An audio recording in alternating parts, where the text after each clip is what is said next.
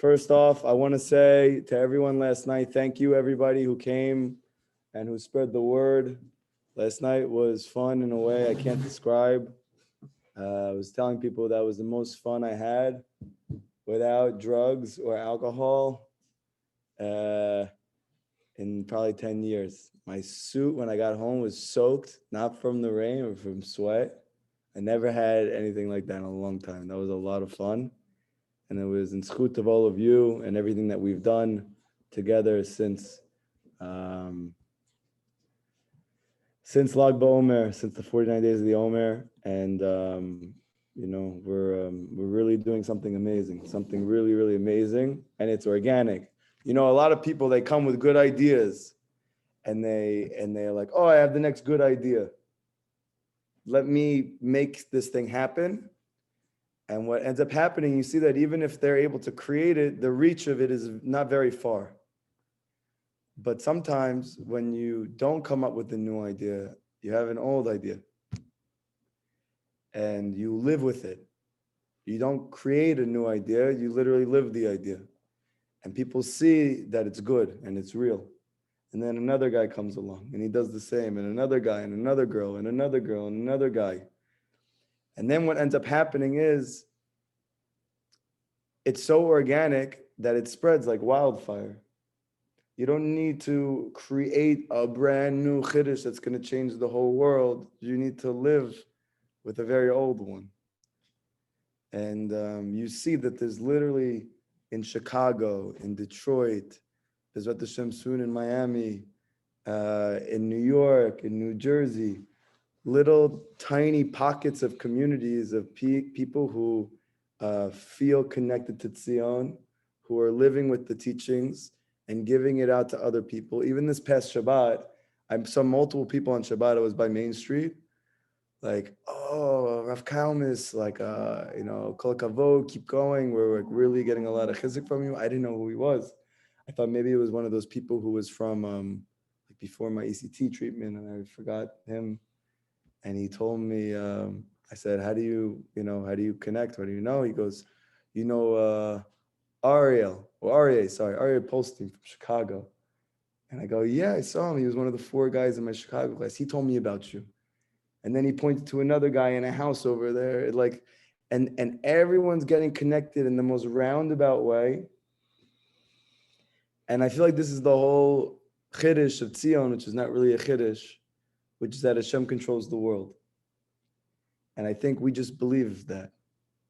And we don't just believe it in our heads, we literally live with that, even as an organization, when it goes completely against the world that teaches you have to have the best idea, you have to create the greatest structure, you have to get the best employees, you have to do this, you have to and where does all that come from? What's the root of all of that? I run the world. I run my life. I'm in control of the events that take place in my life. And you see, Lamasa, a lot of smart people with a lot of good ideas are having a very hard time making it. So anyway, I just want to say I'm very proud of everybody here, and we're just starting, and we're already doing amazing, amazing things. And I'll just tell you, for me, I had a huge refuah last night. I had healing. Rabbi Nachman says that when you sweat, I wasn't even bedavka, I only thought about it afterwards.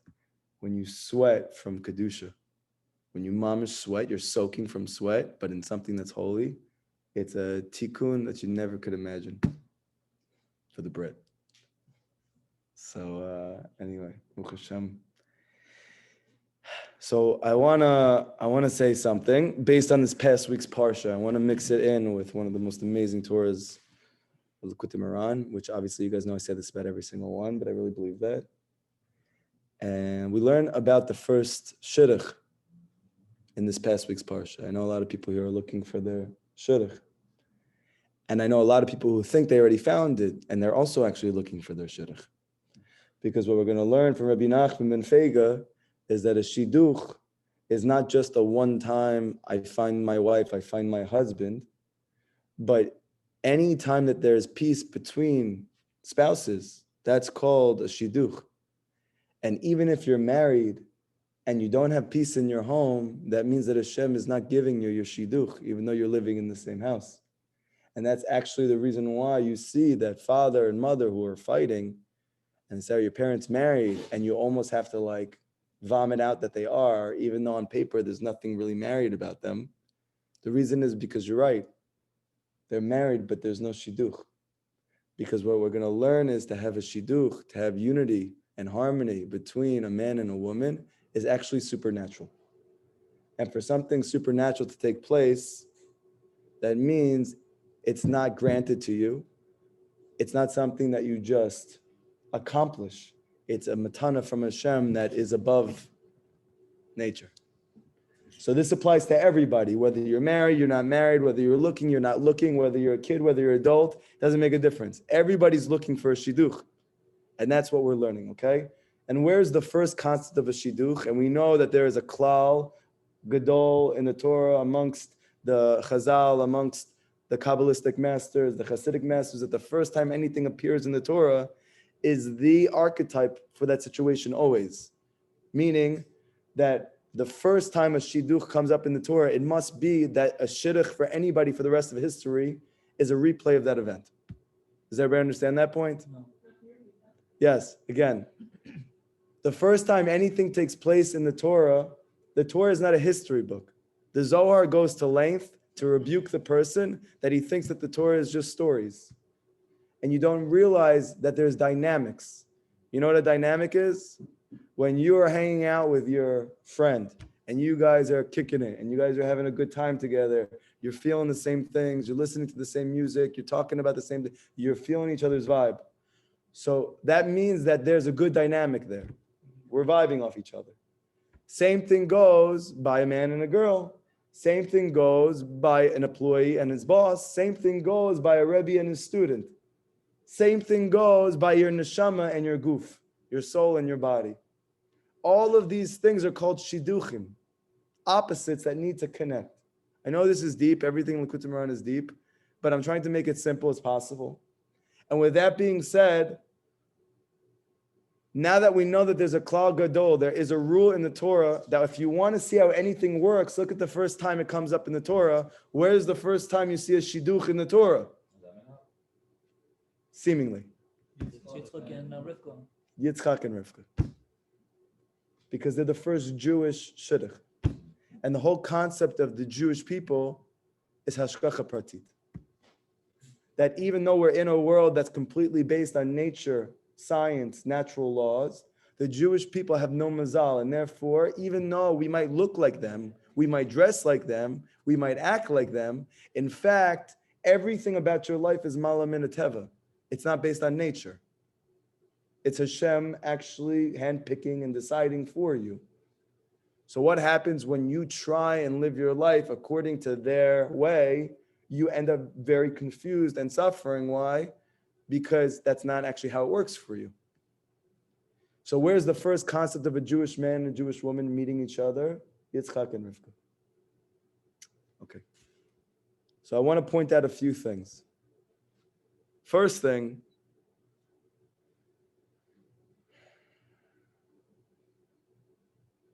Eliezer, so to speak, was the mediator, right?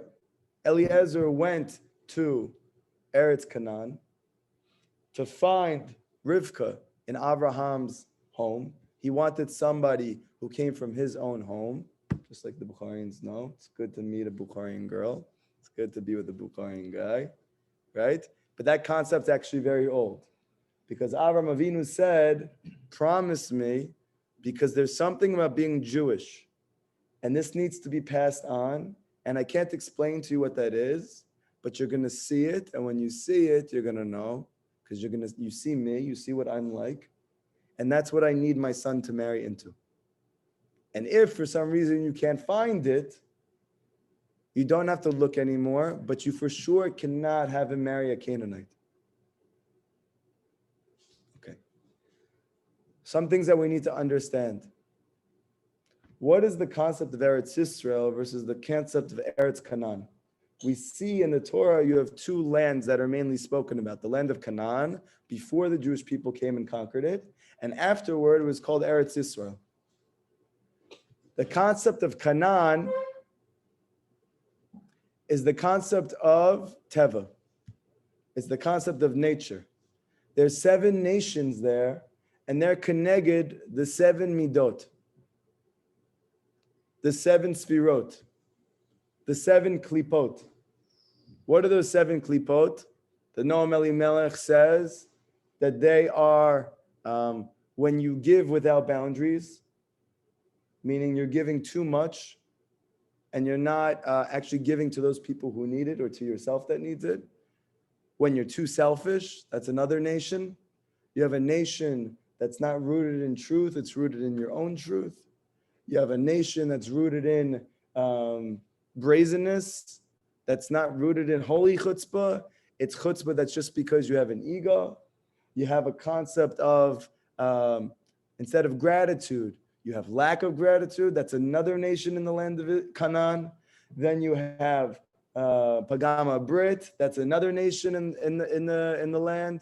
And then finally you have, and I'll explain in a second if you guys don't understand, okay? And then you finally have that I control my life, which is the final land. And the only way for the Jewish people to get to the land of Israel is they have to conquer those 7 nations. They don't happen to be there.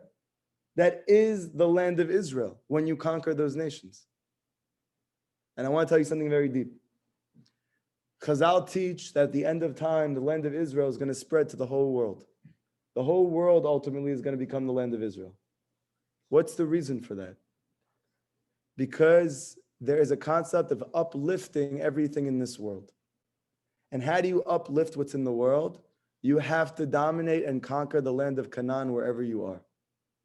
You need to overcome those 7 fallen attributes within yourself. Not questions yet. You need to conquer those 7 nations at large.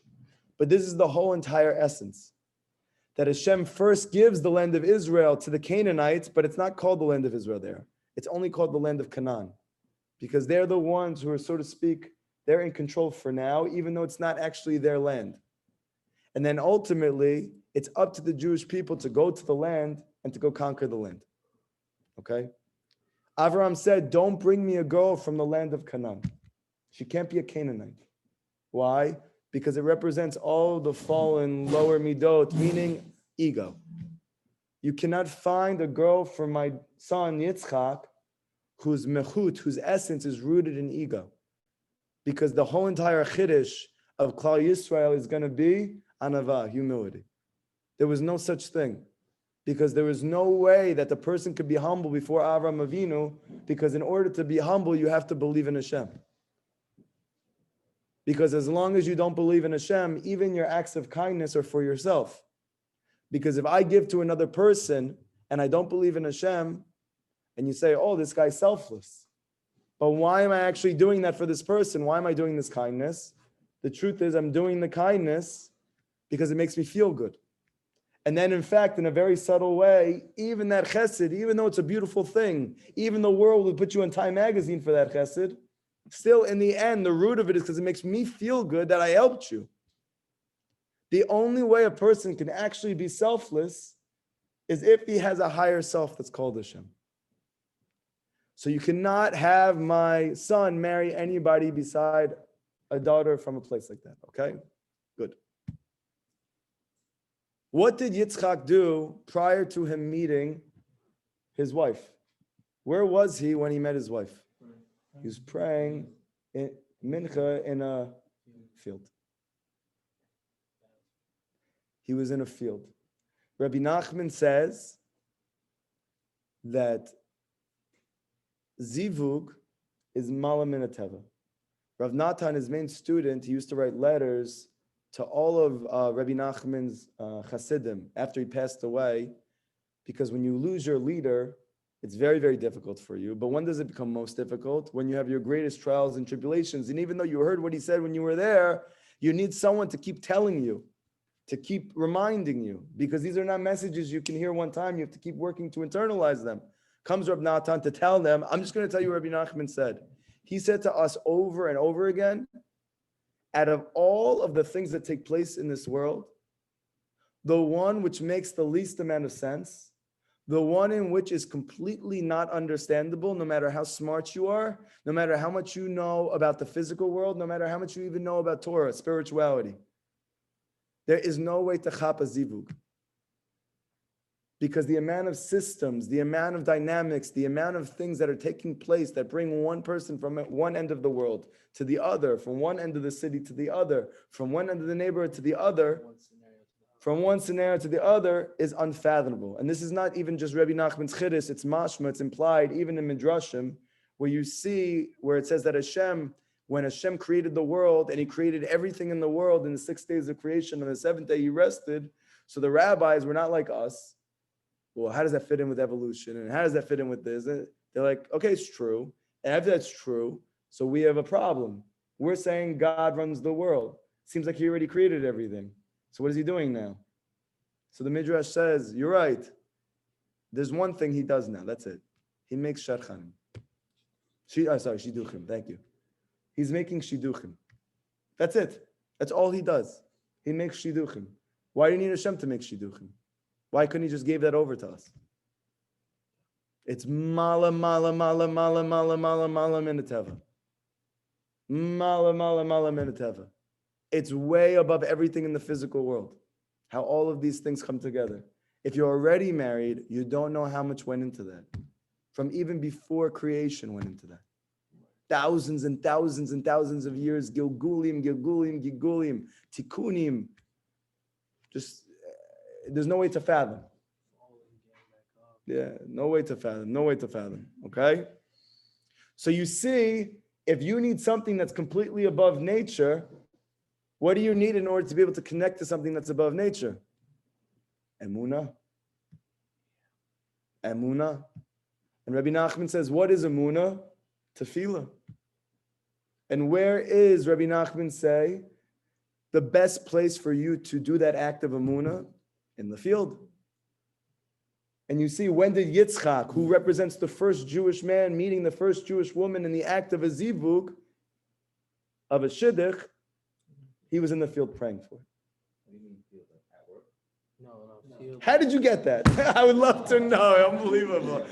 I'd love to know how you got that. That's amazing. Saw him at the medical field. In the field. Beautiful. Did you think Yitzchak was in Yitzchak pharmacy over there? That was the field that he was in? It's mamish in your name. It's also in yours. So he was in the field, okay? That's one thing you should know. And therefore, the Torah is actually teaching you something very deep. The Torah is teaching you something very deep. And that is that Shidduchim is Mala Minateva. And Yitzchak's ability to be able to get his zivug first came with tremendous Mesir Nefesh, meaning nullification of his ego, to Avram Avinu, who the Or Chaim HaKadosh explains that he is the concept of the Tzaddik Yisod Olam. So you see, Yitzchak Avinu completely humbled himself to the Tzaddik without any understanding. People think Yitzchak was a baby when he had the whole thing. He was 37 years old.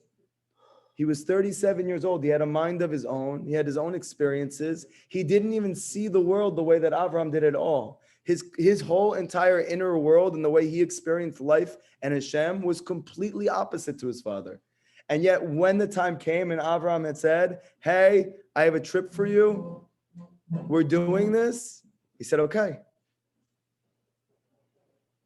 And that's called bittul to the tzaddik. So you see, he had complete self-nullification to the tzaddik Yisod Olam, Avraham Avinu, followed by going to pray in a field, which is another act of bittul. And I'm going into the field, self-nullification. I'm going into the field to go pray to Hashem. What do you mean? Why aren't you going on dates? Why don't you ask Avraham to set you up? Why don't you do this? Why don't you do that? Why are you in a field? It doesn't make any sense. Ma pitom.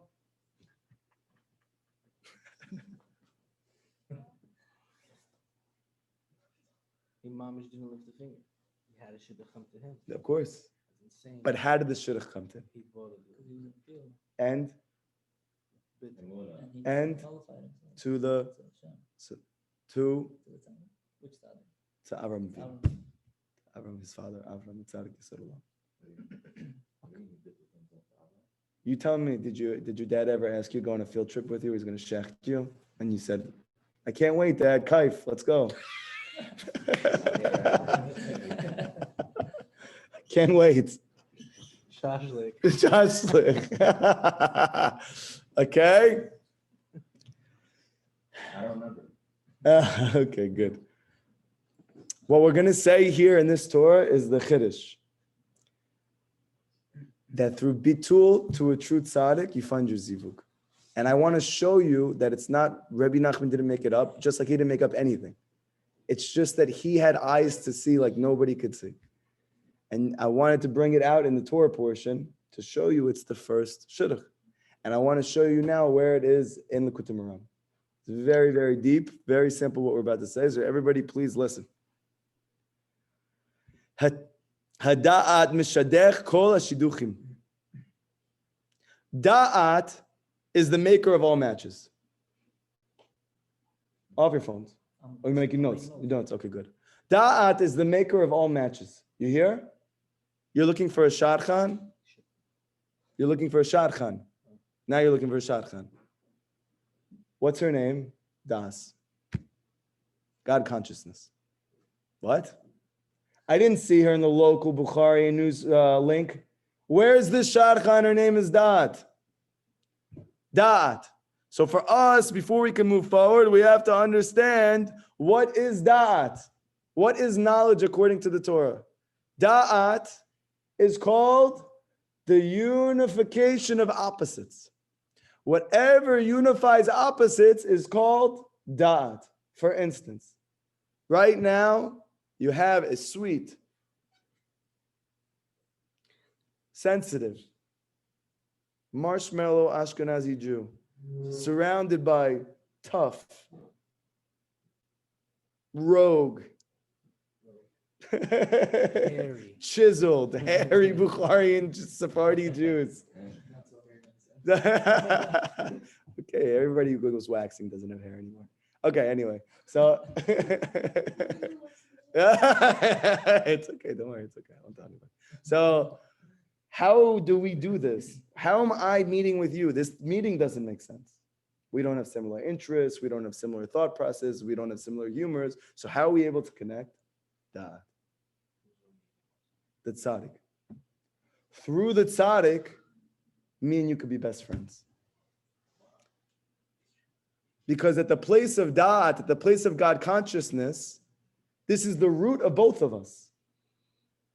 Da'at gave birth to both of us. So even though we came out different from that place called da'at, still that's our source. And when you can get back to your source, even when you're just with your opposite, then you actually go back into unity. What is the source of man? We'll call man chesed. It comes from da'at. Da'at gave birth to chesed. I know it's Kabbalistic, but just suffice it to say that da'at gives birth to two things. Man and woman, we're going to call them chesed and gevur. Love and awe. Love in the Torah is called man. Awe is called woman. Okay? Now, these two are complete opposites, but they both come from one place called da'at. So if you can ever get da'at, then you can bring together those opposites. Kiko Shidduchim, because every shidduch that ever was, that ever is, that will ever be, Hem Shnei Hafachim. A shidduch is by nature a unifying of two hafachim, two opposites. Two opposites. If you're looking for a wife, if you're looking for a husband, you're asking for someone, for a person, for a shadchan, for your friend, for your parents, for your Shem, to give you your opposite. That's what you're asking for. V'adat hu amtavech ben shnei hafachim. And da'at is the mediator between those opposites. Da'at is that shadchan who is bringing together those opposites. Da'at means God consciousness. But even though it's a thing that's called knowledge or God consciousness, this thing is a living reality. The way that we think of knowledge is information. In the Torah, knowledge is not information. Knowledge is a living, breathing reality. There is a living thing called da'at. And that living thing called da'at is constantly uniting opposites. And anybody who can find da'at can be a part of that process. And anyone who doesn't have da'at is not able to be part of that process. Where do we see this explicitly? Because the Torah says that at the end of time, when Mashiach comes, there's going to be peace in the world. What's going to bring peace? Is he going to be a lefty liberal who's coming to bring world peace? Doesn't seem like that works. Is he going to be a righty conservative? Doesn't seem like that actually brings peace either. So what is it that brings peace between opposites? Man and woman. Da'at. And that, says the prophet Yeshaya, that Deya is going to cover the world like water covers the sea. That God consciousness is going to cover the world like water covers the sea. And it proceeds to explain how a wolf is going to be with a lamb, how this is going to be with a that. What are all those examples? Opposites coming together. And what's going to be the cause of that? Is there going to be some supernatural heebie-jeebie hispandut? Some holy ketort? Or is there something that's going to spread over the world which actually unites opposites? It's just the natural function. It's like, so to speak, there's an energy that's going to spread over the world. It's called God consciousness. It's going to spread all over the world. And the whole entire function of Da'at is to unite opposites. So as soon as it gets to one location, the Da'at gets there, you're going to see that all the people who couldn't get along are going to start broing out. How is that possible? Because when two opposites are in the face of Da'at, they can do nothing besides get along. Because on paper, they can't because they're opposites. But when you get the source of those opposites in the room with them, they're able to come together. By the way, you should know that this is the whole entire Chiddush of Aaron HaKohen. Why was it that he was able to bring peace between man and wife and between friends? Because it's taught in Chassidut that Aaron HaKohen had a different type of da'at than Moshe. Moshe Rabbeinu's da'at was to bring man and Hashem together because they're opposites. To take a Jewish boy and a Jewish girl and connect him to something that's completely infinite and not physical, those are two opposites. You need da'at to bring that together. Whose whole entire essence was bound up with that? Moshe Rabbeinu.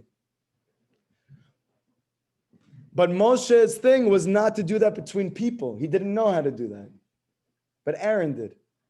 Aaron didn't know how to connect a person to Hashem, but Aaron knew how to connect people to people because he had a different type of da'at. And they say that there's one final type of da'at that Moshe didn't have and Aaron didn't have. And it's a very unlikely candidate for the last one. His name is Yeshua ben Nun. That he had a different da'at than anybody else had. And that was not he was able to link you with Hashem, those two opposites. He wasn't able to link husband and wife or even friends. But he had the type of da'at that no matter who you were going to feel him. Yeah. Yeah. Opposites in what way? Are we only talking about like personality or? No, we mean in our essence. In our essence. In our essence. Our essence is that they're opposites. It's forget, even add personality and then you make more opposite. But in our essence, man and woman are opposites. And this same exact paradigm between a husband and wife, boyfriend and girlfriend, is actually the same paradigm as teacher and student. Now, the student may not know that because he grew up in secular culture and he thinks he knows as much as his teacher, but then it really doesn't make sense that he's learning by him. He should learn by somebody else that knows more than him. Otherwise, why are you learning from someone who knows the same amount as you? That's why the Rambam says in Halakha that if you can't find a teacher who knows everything, just find someone who just knows more than you. Right? So in that sense, you're opposite. Why? Because he knows and you don't. So how are you able to connect to your rabbi? He needs da'at. Yoshua ben Nun had a special da'at, and that's what Hashem told Moshe Rabbeinu when he said, you're not going to bring the Jewish people into the land. Yoshua is. And what was the reason Hashem told Moshe, or what did Moshe request? that whoever was going to be the Mashiach and was going to take the Jewish people to the land of Israel, he needed to have Ruach. And Rashi explains what was the Ruach that he needed to have, that he knew what everybody needed. That was his consciousness. He had this supernatural ability that even though on paper there was nothing necessarily special about Yehoshua, but he was tapped into Moshe like nobody else, meaning he knew exactly what Moshe wanted. And at the same time, he had something Moshe didn't have, was that everybody who came into contact with him felt like they knew him their whole life. And for this reason, it was Yehoshua ben Nun who brings the Jewish people into the land of Israel. And this is connected, by the way, the Mashiach in the end. And that's why Rav Shlomo Carlebach says that even though Moshe Rabbeinu was the greatest teacher, and David HaMelech was the greatest king, was the best king, Mashiach will be the best friend. Because Yehoshua ben Nun ultimately is the one who takes the Jewish people into the land of Israel. Okay? Thank you so much.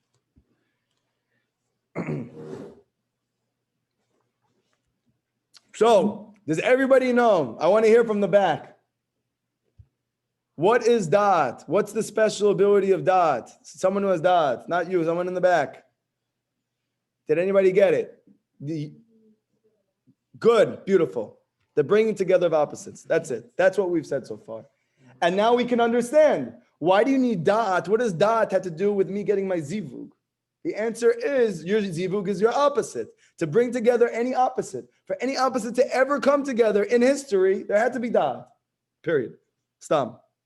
Al ken kol shidduchim sheba'olam. Therefore, all the shidduchim that's in the world, kulam na'asim al yadei habar da'at sheyesh ba'olam. They all come about through the individual da'at in the world. Do you know what he's saying? Do you know what he's saying? When there is a shidduch between a Jewish girl in Eretz Yisrael and a nice Bukharian Jew from New York, who is the cause of that shidduch? There's a tzaddik in the world who's called a bar da'at, a master of da'at. He possesses da'at. That tzaddik who possesses da'at, he's the one who's actually causing the zivug between those two opposites. Do we understand that? No. No. He had that for them? Yeah. And it caused them to get... And it caused them to come together. There's a ripple effect. Yes. We're all connected, and there's a ripple effect. That as soon as a person becomes a bar da'at, he becomes imbued, embedded, he's swelling with God consciousness, with da'at.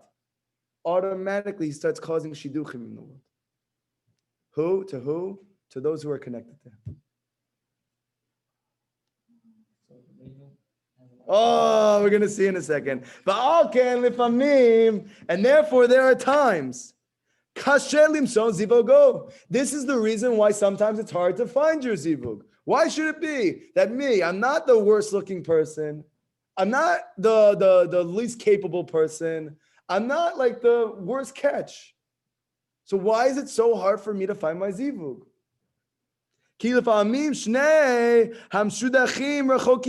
Because sometimes these two sides of the match are very far apart naturally. That they are opposites, they're a pair of extreme opposites.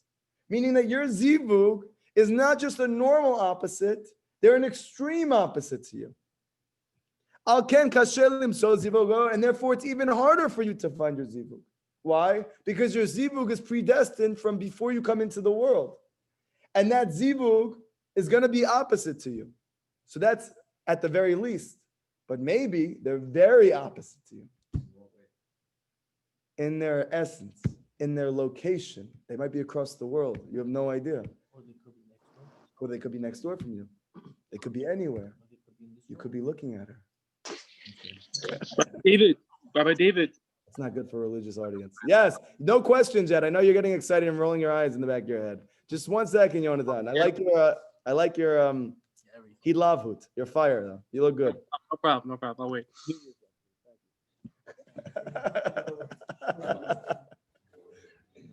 how does he get close to her? Okay, also mute yourself, just very quickly. You're going to see that's the whole. Listen to what he says. He's building. This is every lesson in the Likutei Moharan. He builds up the most beautiful edifice. You know what an edifice is? A structure, a building. This is what I try to tell people. Nobody's ever seen in the Jewish world, in the whole world, a lesson in Likutei Moharan like a lesson in Likutei Moharan. It's mamish like a tapestry. You ever see a rug? One of those beautiful rugs that the Bukharians have on the side of their houses, like in the like it has no shaykh at all to that room, but you just see like a rug with like a lion and like fur and hair, and it's the most beautiful rug. It was millions of dollars. The kids don't have any money because they spent it all on that rug, but it's a beautiful rug, and it has all these different colors and all these different strings in and out, and this and this and that. Persian rugs. Oh, Persian rugs. Oh, sorry. Shashlik. Okay. I don't know. But they're so beautiful. And if you take one thing out, you miss the whole thing. The whole thing unwinds. Every lesson in the Likutei Moharan is a tapestry. And you have to watch as the thing builds and it's beautiful and he brings it and you can't understand till the end. And then you go back to the beginning. It's nothing like it. Okay? And that's why it's so difficult to find your zivug, because she's not just your opposite. He's not just your opposite. He's even more opposite. And that's why it's easier for some people. It's harder for other people. V'atikun lezeh. What's the tikkun? Yeah. What's the rectification? How do I go find my zivug? Okay, great. You just showed me why it's hard. Thank God you normalized it for me. That's very therapeutic. Now I know it's not because there's something wrong with me. They're just more opposite than I anticipated. 2, you just showed me that what's going to bring it together is da'at. And who is that? The one who's holding on to it. And obviously, if you're holding on to it, you make it easier for yourself. But let's say you don't. So how do I get in that time? Still got to get married. Okay. So we need tikkun.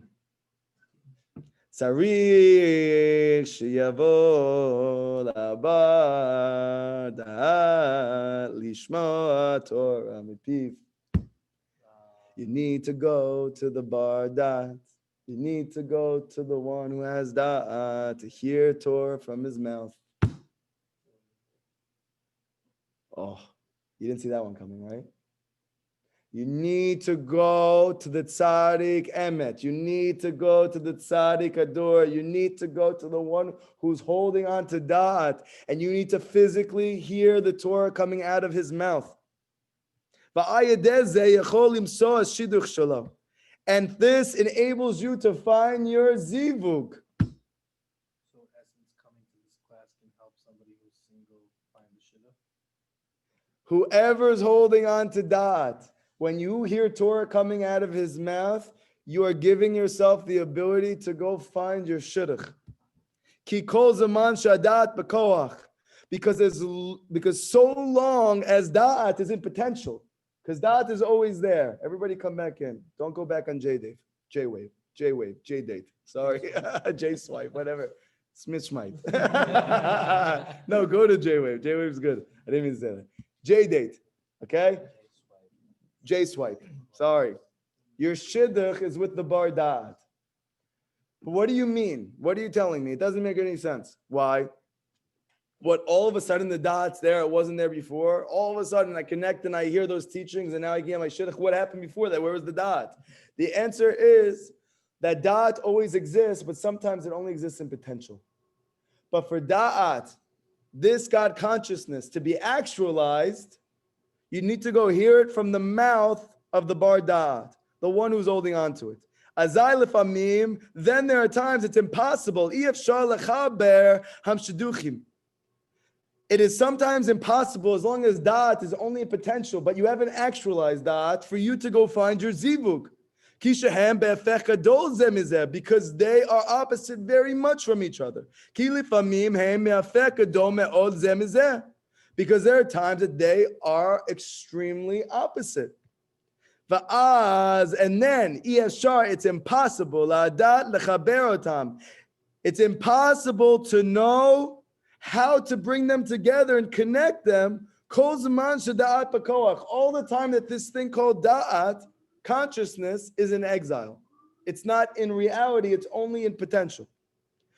Therefore, tzarich lishmoa Torah mipiv. Therefore, you need to hear Torah from that bar da'at's mouth. the master of da'at, you need to specifically mamish hear it from his mouth.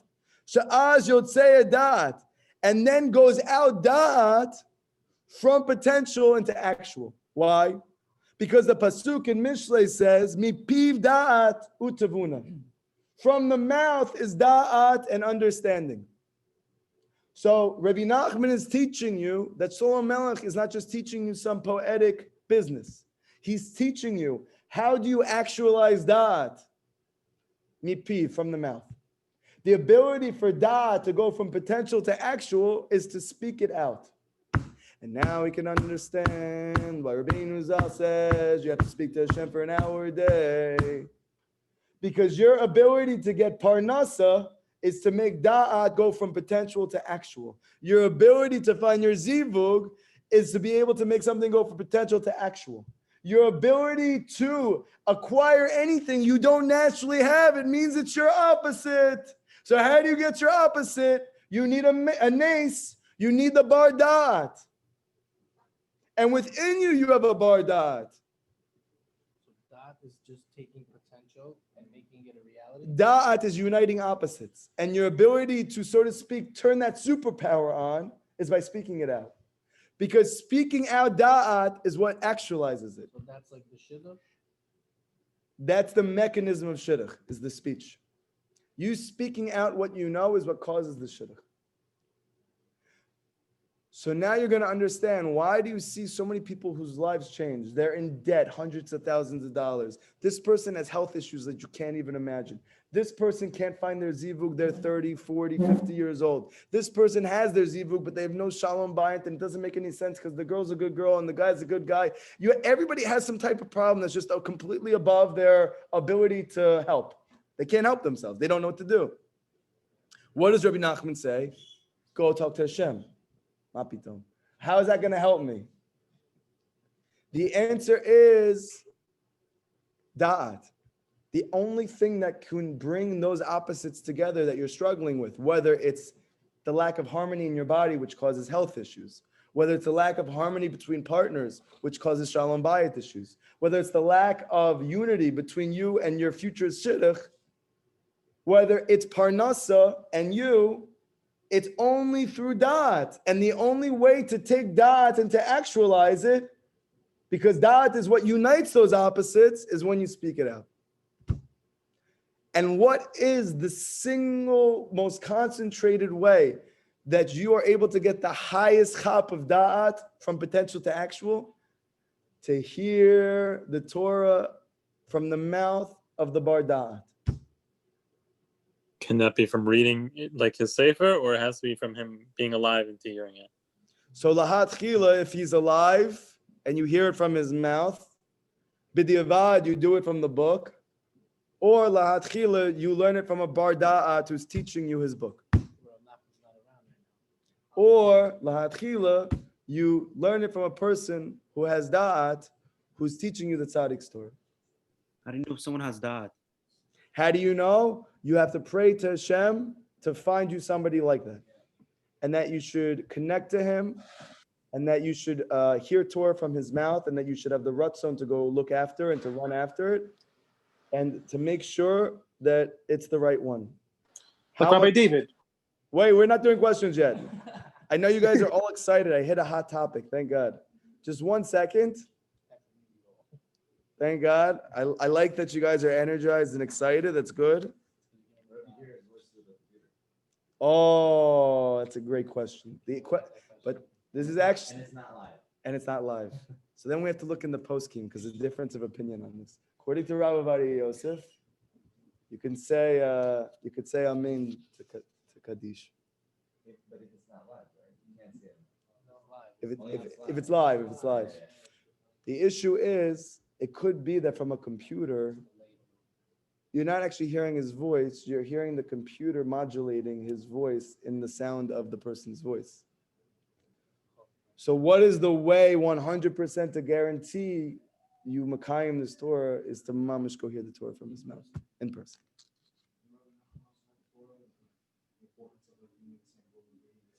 There's a million, you don't know how much Torah is that he says that you have to go hear it from his mouth. This is only one Torah where he talks about it, and he's bringing a different element of why it's important that you go hear it physically from his mouth and you see it coming out of his mouth. You hear it from his mouth, but then there's an aspect of seeing the tzaddik's face. There's an aspect of being in the area of the tzaddik. There's many, many different benefits, and this is why the Hasidim are running after their Rebbe. It's not because they're in a cult. It's because all of the benefits come because there's a spiritual energy which permeates from the person who's holding on to this super conscious, superfly energy, you know? And then when you hear it from the mouth of the person who has da'at, then it goes from potential to actual. And then you're able to unite opposites. Even if they are very, very far from each other. So now, where is this hinted to? This is a short Torah, so we're going to finish it now, okay? And we're going to go a few minutes over to finish it, but it's worth it. It's kedai for everybody who's here. Rabbi Nachman, the Tzaddik Yesod Olam, says it's in the actual letters of the word Shidduch. It's in the Pasuk, in Malachai, in the Roshei Tevot. Ki siftei Chohen yishmeru da'at v'Torah. Because the lips of the Kohen, he's safeguarding da'at and Torah. What are the first 5 letters of siftei Chohen yishmeru da'at v'Torah? Shidduch. That the lips of the Kohen, the concept of the Kohen in Chassidut and Kabbalah is the tzaddik. The Kohen Gadol is the concept of the tzaddik emet. The Kohanim are the concept of the tzaddikim of the generation. The Levi'im are, so to speak, the main students who proliferate those teachings. And then Yisrael are the ones who learn. It's all paradigms. That's why there's one Kohen Gadol, because there's one tzaddik emet in every generation. There's one tzaddik ador. So he's the Kohen Gadol. So the Pasuk says the lips of the Kohen, they're the safeguard, like a treasure chest. They're the one who holds on to Da'at and Torah. And that Pasuk, which literally says what Rabbi Nachman taught us so far in the lesson, the first letters of each of those words spell Shidduch. Again, Sifteh, you have a Shin. Kohen, you have a Chaf. Yishmeru, you have a Yud. Da'at, you have a Dalet. The Torah, Shidduch. It spells Shidduch. You guys can look it up after. Vitorah. Vitorah. The word, the last word is Vitorah. The last word is Vitorah. Okay? It spells Shidduch. Vizehu, and this is the meaning of Yavakshu mipihu, that they should seek from his mouth. Because the rest of the Pasuk then goes that they should seek it from his mouth. The Pasuk Mamish says this. That, yeah, you should seek it where? From the lips of the mouth of the Kohen. It sounds like the Torah is trying to tell you, beautiful, he's speaking out Torah. No, Mamish his lips. You should seek out from his lips. Not just that you should seek his Torah, but you should seek to be in a room with him that you hear it coming out of his lips. Because he needs to seek the Torah from his mouth, mamish, specifically from his mouth, not just his Torah. In order that he should bring out da'at from potential to actual. And therefore needs to hear Torah dafka from his mouth.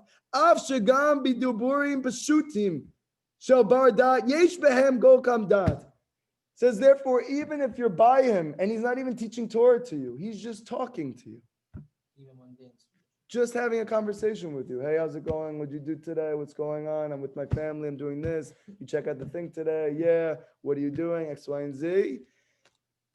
Rabbeinu says that even that person, that bar da'at, there's da'at even in his mundane speech. So every single time you hear words coming out of his mouth, you're giving yourself a better chance for a zivuk.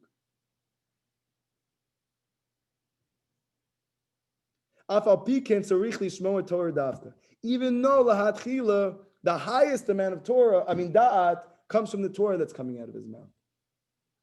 Okay? So therefore, everything that comes out of the Kohen's mouth, meaning the tzaddik's mouth, the bar da'at's mouth, has da'at in it. And that's what brings together opposites, whether it's parnasa or shidduch, whatever it is that you're looking for. Or even you're already married, you don't have peace in your family. All of a sudden he comes to your house and he speaks to you. And it's actually the fact that he's speaking it out that's bringing you two together. It's him speaking it. You see him speaking it. And even if he wasn't even talking to you about marriage advice, he was just talking to you guys and joking around with you, that would still bring you together. It wouldn't be as powerful as the Torah that comes out of his mouth, but everything that comes out of his mouth has da'at. But dafka, the Torah, you should go run after. Ki Torah nikret kala. Because the Torah in the language of Chazal is called a kala, a bride. Like it says in Masechet Pesachim, al tikrei morasha. Don't say inheritance, ela morsa. Say It's your show. I like this. I give any. Don't say inheritance. Say the one who's betrothed. Derasti chlili olam. Betrothed. Oh, Michael. Betrothed. I'm betrothed to you. Not betrothed. I know that's what it sounds like coming out of my mouth. Betrothed to you. What does it mean to be betrothed to you? It sounds like something from ancient times, but what it means simply is that we're engaged. We're not married yet. We have a plan to get married. That means we're betrothed. That means I'm no longer on the market, but I'm not actually married yet. Like a shidduch. I'm for you and you're for me. That's it. You're betrothed. So the Gemara in Masechet Pesachim says, don't say when the Torah is speaking and it says it's a morasha, it's an inheritance for you. Don't read morasha, inheritance. Read that it's your kala. What's the word for that? Meaning you're being matched already? No, it means that she's your wife. Oh, got it. Okay. The Torah itself is your shidduch. Morasa. So it reads morasha. Yeah, switch to shin and sim because there is rules. You can't just make up your own thing. There are certain rules that when letters make the same sound, even if they're not the same letter, you can interchange them and derive new meanings from it. You can't just pick and choose letters, but if you have a shin and a sin, and they're coming from the same part of the mouth, because there's 5 different sounds you can make with your mouth, whatever letters have the same sound, you can exchange those letters in a word and get new teachings from the word. So the Gemara Rashi says you could do it with lamed and nun. Yes, there's different systems for doing these things. I'm just trying to point out it's a real thing. They've been doing these for thousands of years. These rules are brought down. You need to know what they are. You can't just do whatever you want. But then if you know how to do it, you can actually derive tremendous teachings, which the sages did in the Gemara 2,000 years ago. One of them is this Morsha Morsa. Inheritance, Kala. She's destined for you. Okay? It's not a pasuk, but it's Al Tikrei Morsha, Ela Morsa. Don't read Morsha, inheritance. Read. Where do they get like Morsha from? Because there's a pasuk that Moshe Rabbeinu says the Torah is your inheritance. It's your Morsha. Exactly, like that goes, that one, right? I believe so, yeah. Okay. V'yesh ba gam ken shnei hafachim. And there are 2 hafachim, 2 opposites, meaning you in the Torah, you in your kala. Ki yesh ba shnei mineit otiot. Why? Because in it, there's 2 types of letters. So now he's saying like this. He's going even deeper. He's bringing us deeper down the rabbit hole. Anybody see Alice in Wonderland? Or if you're like Benny Zaid's The Matrix. Okay, same thing.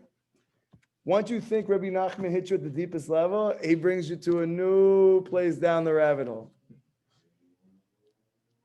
It's taught in Kabbalah, it's taught in Chazal, that every single Jewish neshama is another letter in the Torah. And if we're learning that men and women are opposites, and we're learning that Jews, in fact, are opposites, and that's why we don't all get along, then in fact, all the letters of the Torah, so to speak, are living opposites. They just are all part of one thing called the Torah. Okay? And where is this hinted to? From the fact that it's called betrothed. The entire concept of the Torah is related to shidduch. Meaning, any single time that you learn a teaching from a Torah, a teacher gives you over a chidush from the Torah, he has just united opposites. Why? Because prior to that, you never had that teaching in your mind, because it's not possible for you to derive how to bring together opposites because you don't have da'at.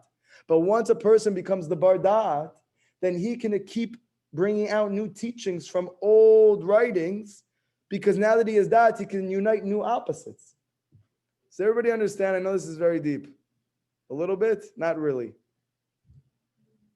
Think this part over. God basically means connection. Yes, da'at means connection of opposites. Thank you, Gabriel. But we're saying now this is in the Torah itself. Meaning, why is it that some people, they can make tremendous connections between things in the Torah? We've had it for thousands of years. How does a person come by who's a Baal Tshuva and he's making new understandings of things that you never had before? What's his ability to do that? Because he's a bar da'at. Because he has this thing called da'at, he can unite new opposites that were never expounded from the Torah before. Now, even though Moshe Rabbeinu had all of these in potential and prior to, they don't come out until thousands of years later when that tzaddik, when that person who becomes the bar da'at comes and unites those opposites. Ushe tzaddik omer Torah. And when the tzaddik teaches Torah, but he says specifically, they translate it as teach it, but you see omer when he says it. When he says it and you hear him saying it, hu bechina mishadech shidduchim. He's literally a matchmaker in front of you. He's teaching you, but what he's really doing is making matches between this letter and this letter, between this teaching and that teaching, from this Gemara and that Midrash, between that Zohar and this Pshat. He's literally making shidduchim of the Torah. Here it's unbelievable. This Torah is unbelievable. So anyone who makes shidduchim with the Torah is a bar da'at, no? Yes. And the greater bar da'at he is, the greater ability he has to draw from different places. Some people, they can only, so to speak, teach you from one place. They can only sit in that place. They can only enter that space with you. If you ask him about something else, he can't go there. Sometimes you can't go there because it's not shaykh.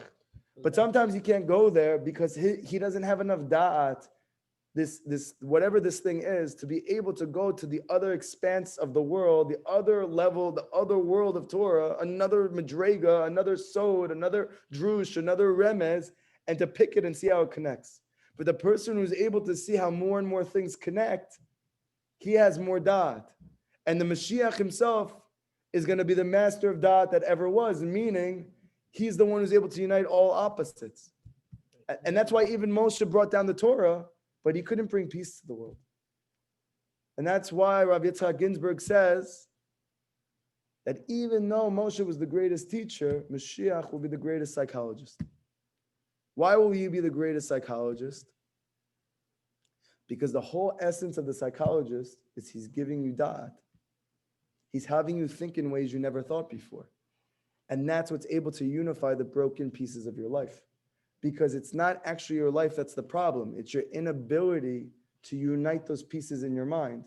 Because what it feels like for you is just tohu vavohu. But when the bar da'at comes and tells you, actually, this is good, and you just never thought about it like that, and all of a sudden you leave his office, or you leave the tzaddik's room, and you're like, oh, everything's exactly the same, but I feel great about it. How is that possible? And the reason is da'at. Why is this? Ki divrei Torah ani'im b'makom, because the words of Torah are poor in one place, in this place, v'ashirim b'makom acher, and rich in another place, like it says in the Yerushalmi. It's rich in one place, poor in another place. What do we say on? What do we say where the Shabbat comes in Eshet Chayil? You guys should know that when we speak about the Eshet Chayil, the valiant woman, the strong woman, even though we literally mean our wives, the Jewish women, on a deeper level, it's talking about the Torah itself. She is the valiant woman, and the whole Eshet Chayil is talking about the Torah. She is called the Kala. The Torah is called the Kala. The whole entire concept of Shabbat is that the Jewish people, our wife is called the Torah. The concept of Shabbat is the Torah is in exile for 6,000 years, for 6 days. And on Shabbat, no matter where you're holding, Hashem makes it that there is a zivug between the Jewish people and the Torah. She's the Kala that we're welcoming in. That's what brings redemption, the revelation of the Torah in the world. And what does it say there in Eshet Chayil? It says that she brings bread from afar. You guys know what I'm talking about? We say this in Eshet Chayil. She brings bread from afar.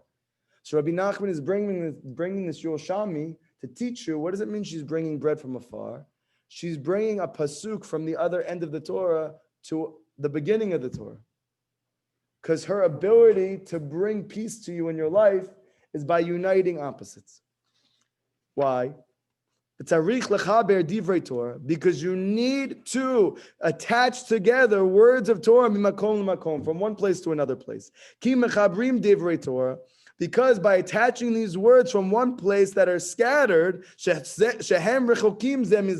they are scattered very far from each other. Just like we learned, some Shidduchim are very opposite from each other. Just like the chiddush that needs to come out for you to be able to move out to your next place in life, your next stage, your next tekufa, you're going to need that one person to come and attach two parts of Torah that you never chopped before. Just like the two zivugim that are complete opposites, but you don't realize how opposite they are. That's why sometimes you have a problem in your life. You can go to your local, Google rabbi, but then there are problems in your life that nobody can help you with, because the solution is a big opposite to you. So for that, you need a greater tzaddik to be able to put together those two teachings.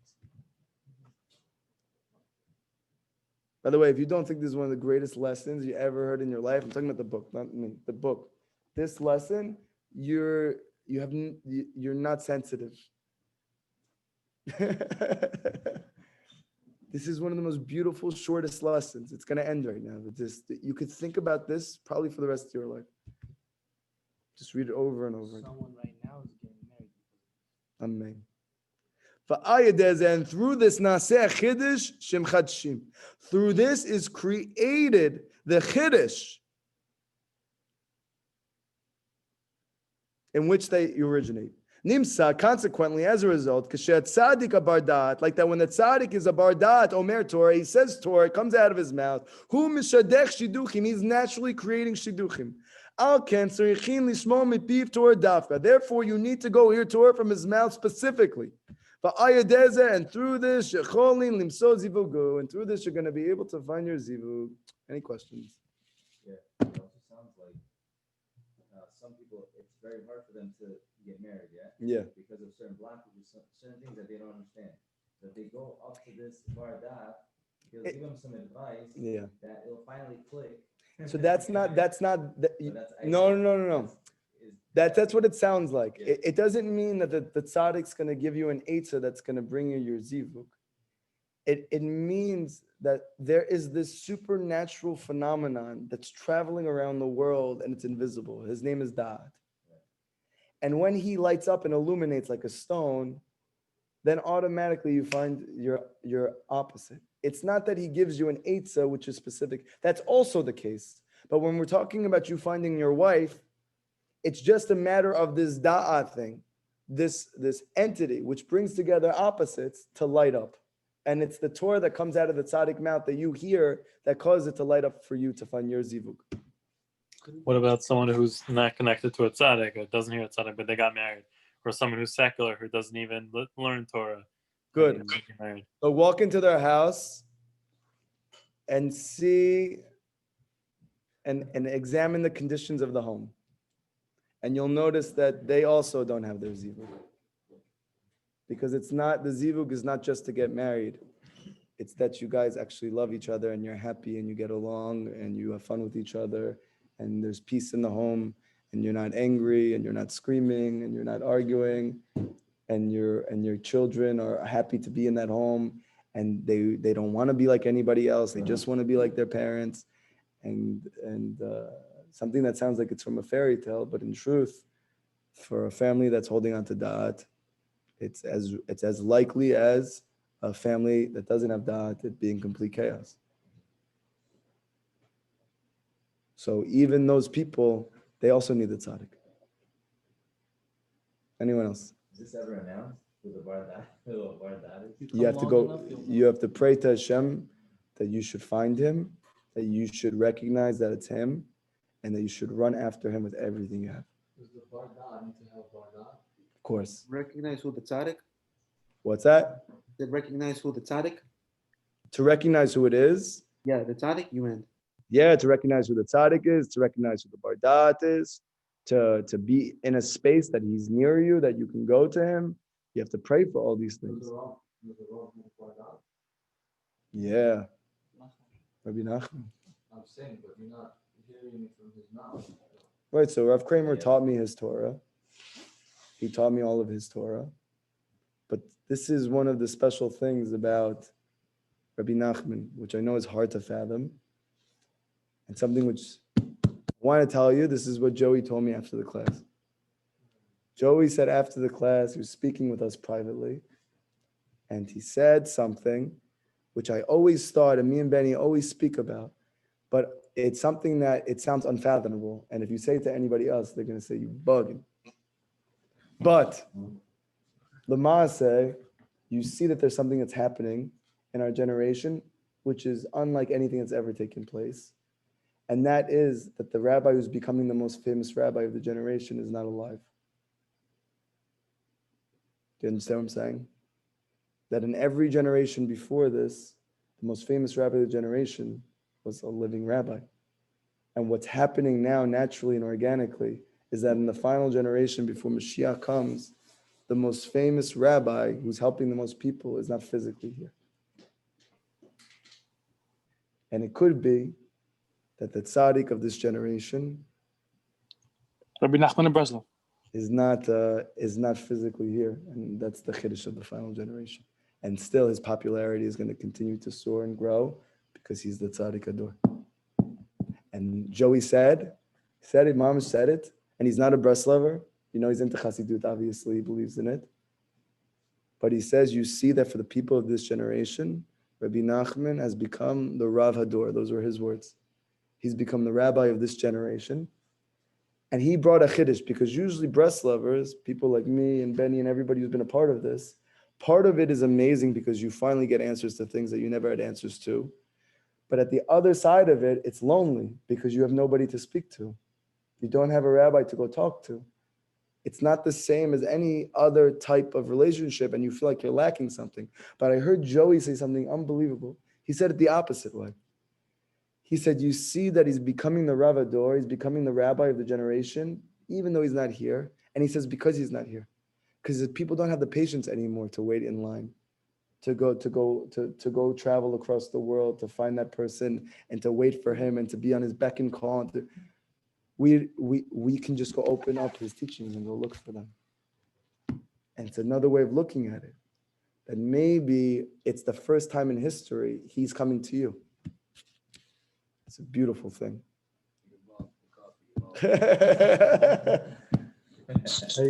I was listening to a shir. It was like an Amuna shir. Yeah. And, obviously it doesn't talk about anything about dat or tzaddik. And he was talking about how if you don't have your shidduch right now, it's because Hashem decides that right now it's not time. The time hasn't come for your shidduch. Yes. And as soon as the time arrives for your shidduch, it's going to happen. There's absolutely nothing that can stop it. That's true. That's good. But now Rabbi Nachman's adding a nuance. Where did you hear that? You saw that in Rav Arush's book? Yeah. Okay. I heard it. Yeah, sure. Well, unless the person is slacking. Okay, 1 second. Don't bring your own stuff in here. 1 second. Don't start sliding in front of everybody. Let's just go with what Rabbi Nachman says. Let's back up and let's just go with what Rabbi Nachman says. 100%, it's clear from Mazal that you have a shidduch, it's predestined, and when you're ready, it's going to come, and that's it. But Rabbi Nachman is bringing another facet, and that is that you have an ability, so to speak, to increase your odds to make that happen sooner, quicker, more efficiently, and more long-lasting. And that is that you can go run after your zivug, not by running after your opposite sex, not by running after even shadchanim, but by running after the Torah that's coming out of the mouth of the Bar Da'at.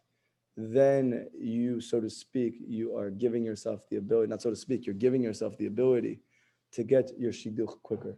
Unless, and He didn't say you're going to get it quicker. We read the whole thing. no, so you missed it. He's saying that da'at, no, so you missed it. He's saying that da'at exists in potential. What brings you your shidduch is when your da'at becomes actual. The da'at, when it becomes actual, unites those opposites in actuality. So why isn't it actual for you yet? Because you don't hold on to da'at. Only the bar da'at holds on to da'at, not you specifically. So listen, when you hear Torah from his mouth, when you hear the Torah coming out of his mouth, before that, da'at for you is in potential. That's why you don't have the shidduch. When you hear it coming out of his mouth, that's what actualizes it. It coming out of his mouth and you hearing it. That's the actualization of it. And then all of a sudden you click the mechanism, and now the da'at went from potential to actual. Your shidduch went from potential to actual. That's what the Torah is saying. That's in the Torah. I promise you, if you go back and listen to the class, you will see it. Quicker or faster, it's just the one time is the time, that's when it's going to be. So that's not exactly what you just heard from me. You just made that up.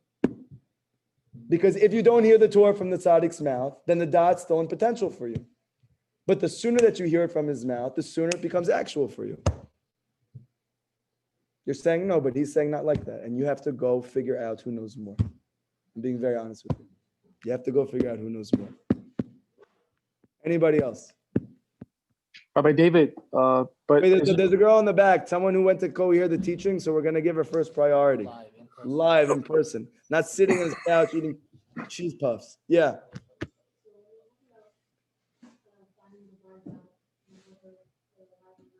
Yeah. It's good. It's connected to that. Make yourself a Rav. But Rabbi Nachman says it can't just be any Rav. It has to be the Bar Da'at.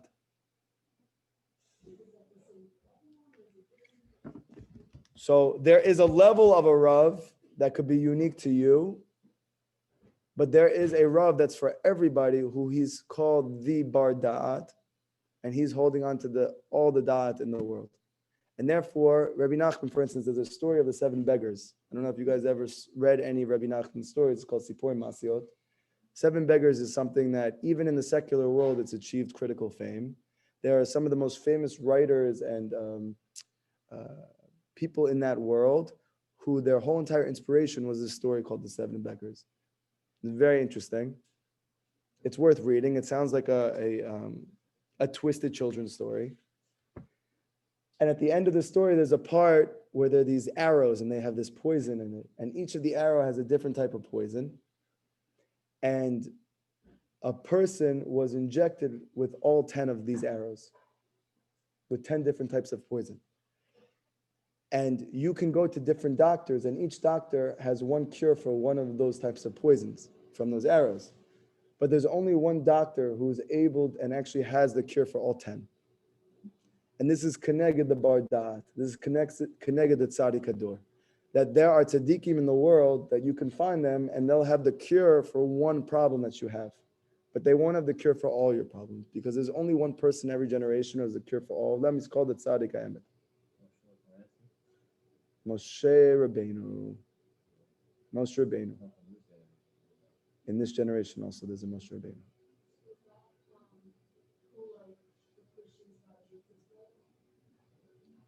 Good question. She's doing good. What's your name, by the way? Michelle. Why haven't you been in the classes yet? You just found out. You're good for this class. You should know. You should keep coming back. I know why you're asking. I know what you're asking. You want to know why I know why you're asking? Because everybody asked the same question. Anyone who has intelligence asked that question you just asked. Okay? So you're in good company. You're not the first person to ask the question. It's been asked for years. what's the question? Question is, doesn't this sound like Yeshka? Doesn't this sound like what Christians say, that there is this person who, so to speak, is holding on to your salvation? Yeah, that's what it sounds like, the Bar Da'at. Okay, so we didn't say dying for sins. That's implied by a person, he knows things that you don't know and he's going to teach them to you and that's going to help you in your life. That's the same thing for you. What? I can't hear you. Okay, very simply like this. Very simply like this. The Arizal, and you need to know, whenever the name the Arizal comes up, there's a special koach of the Arizal, the power of the Arizal, that nobody is cholek on the Arizal. What does it mean? There's not one person who argues on anything the Arizal says, ever. Ever. Even if an Ashkenazi person will say, I don't live by those teachings, or I have not become a master of those teachings, No person's ever going to say he's wrong. Nobody ever said that about the Arizal. Okay, so I just want to tell you this coming from the Arizal, what I'm about to tell you. The Arizal teaches that there is a neshama that's called Moshe Rabbeinu. And from the beginning of existence until the end of existence, every Jubilee, every Yovel, every 50 years, from the beginning of time until the end of time, this neshama is reincarnated into this world.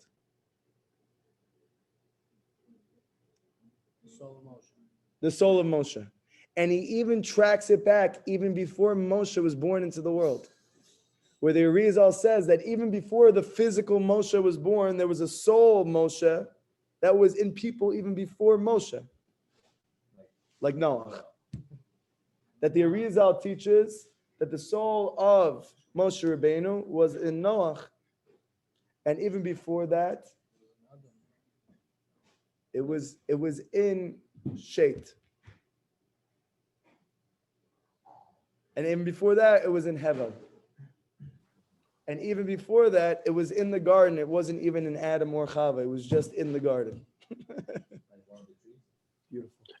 And Moshe's father-in-law was the 1 reincarnation. second, Jonathan. Stop slip sliding in here. 1 second. We're getting in a King, roll right? right here. There's a lot of fire coming out right now. Okay? Wait, so the Arizal actually lists out all of the reincarnations of this soul. But ultimately, where is this coming from? All of the Jewish people are actually, all of our souls are part of one tree. If you look at a tree outside, that physical tree is actually a reflection of a spiritual tree called the collective souls of Klal Yisrael. And spiritually, it's like a tree that you have roots, you have a trunk, you have branches, you have twigs, you have leaves, you have fruits, and so on and so forth. You have shrubs. The trunk of the tree is Moshe. Why? Because everything that comes out of the tree is actually an extension of the trunk. That even if you go all the way down to the fruit, which is 4 times removed from the trunk, still, if you keep going all the way back, you're going to get back to the trunk. And that trunk is the soul of Moshe Rabbeinu in every generation. This is the Arizal. So nobody argues with the Arizal. It's as Jewish as it gets. Meaning to say, and it's all based on Kabbalah and Zohar, that even tzaddikim who come and give you chidushim from somewhere else in the world, every chiddush that a Torah teacher teaches you, it's actually deriving from that tzaddik of the generation, that soul of Moshe Rabbeinu.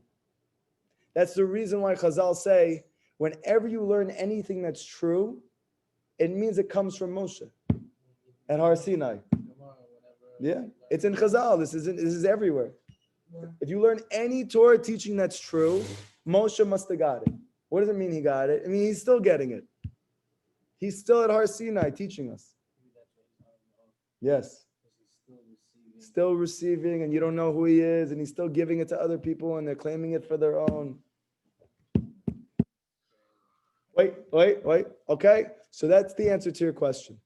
Your ability to get the healing to one arrow, you can get it from your local rabbi if you're lucky. But for you to get healing for all 10 arrows, you're going to need the doctor who has the antidote to those 10 things, and that's called the soul of Moshe Rabbeinu in every generation. Yes, it's connected to Mashiach as well. The final reincarnation of Moshe is going to be Moshe. It's going to be Mashiach. All the ones before this are different extensions and preludes to it, like trailers in a movie. But ultimately, the final reincarnation of Moshe is Mashiach himself. Does you remember who he is, though? Every time he's reincarnated? I don't know. I'll give you his phone number. You'll ask him.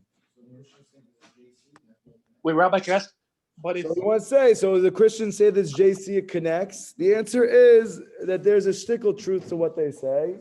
However, the way in which they brought it down is completely distorted and therefore led to the death of millions and millions of innocent people.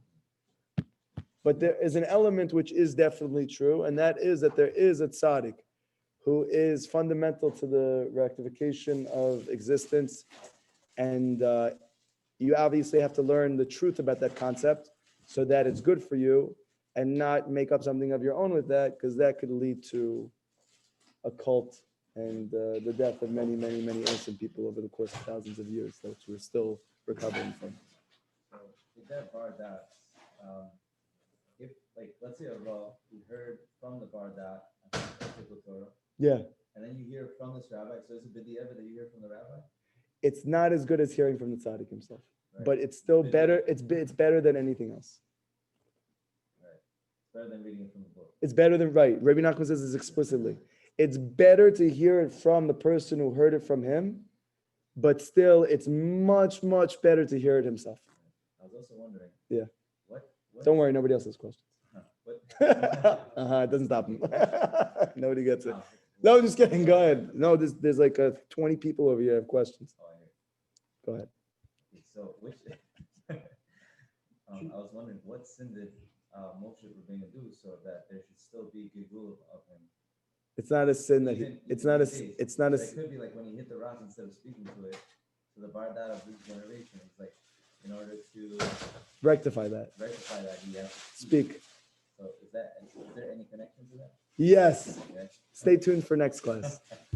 By the way, you just mechaven something very deep. You should go home and go have a cold drink and celebrate. Wait, We have some questions online. Can Rabbi somebody? David, how Yes. is the Mashiach going to be the reincarnation of Moshe Rabbeinu if during the Geulah we're supposed to see Moshe Rabbeinu standing next to Mashiach? Good question. Okay. The answer, the question is, there's a tradition that when Mashiach comes, he's going to be standing next to Moshe. So how can he be standing next to Moshe and be Moshe? If Mashiach is Moshe, how is he standing next to Moshe when he arrives? Yeah. Isn't there a movie like that? Thing 1 and thing 2? He said Moshe. Moshe. Okay, you guys ready for the answer? Yes. Okay, the answer comes like this. First of all, you have another question. How can it be Moshe if he has to come from David? We know that he comes from the house of David. So that doesn't sound like Moshe. Okay. The answer is something very deep, which is brought down in Chassidut and Kabbalah, and that is that when Mashiach arrives, he is going to look, sound, act like Mashiach, like David, but inside of him is going to be the soul of Moshe Rabbeinu. Yes, and that's why he's next to him, because his body's next to his soul. Where does Abraham come in?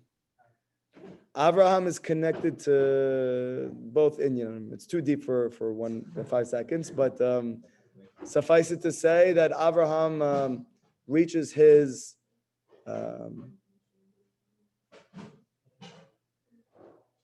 Moshe was in reality what Abraham was in potential.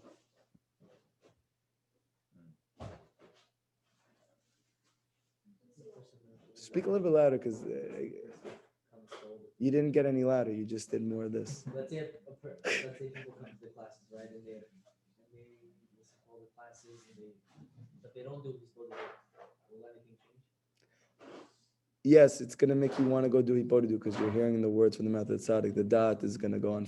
It's going to turn on for you, and you're going to want to go do Hipodidu. In essence, everything you're saying is to go and do Hipodidu. It's not me. I'm not saying anything. I'm just trying to teach you how in every single Torah you could see that when Rabbi Nachman says that you should do an hour of Hipodidu, then you go, okay, so he said it in the Torah over there explicitly. He hinted to it in other places. He talked about it in other places, but he has other Torahs. He talks about other things. So why did it become like this big thing? And the answer is, if you have eyes to see, you could see that every single Torah is another reason why Hipodidu is the key.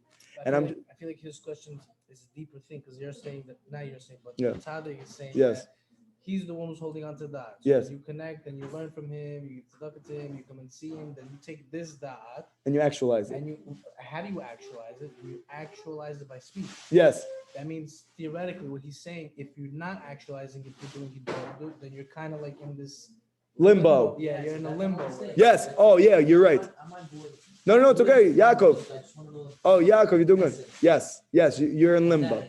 If you don't do Ibodadu, but you listen to the teachings, you don't get to actualize what's in potential. Very good. It's like peanut butter with no jelly. Yes, peanut butter and jelly. Any other questions? You guys have any questions back there? Yeah, go ahead.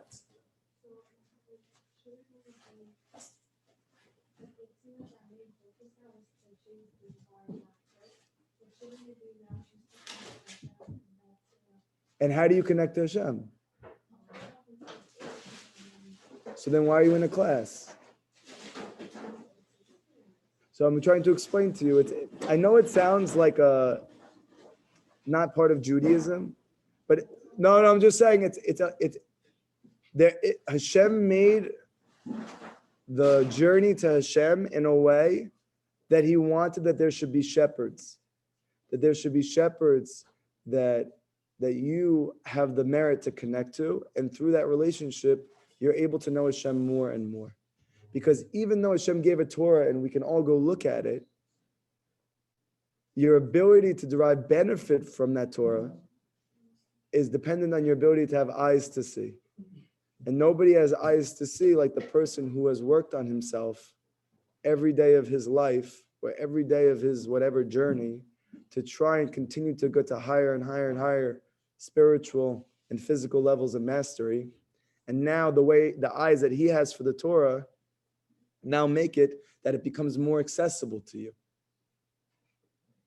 Like for instance, Rav Natan, who was Rabbi Nachman's main student, before he came to Rabbi Nachman, he knew the whole Gemara, he knew the whole Torah Kula.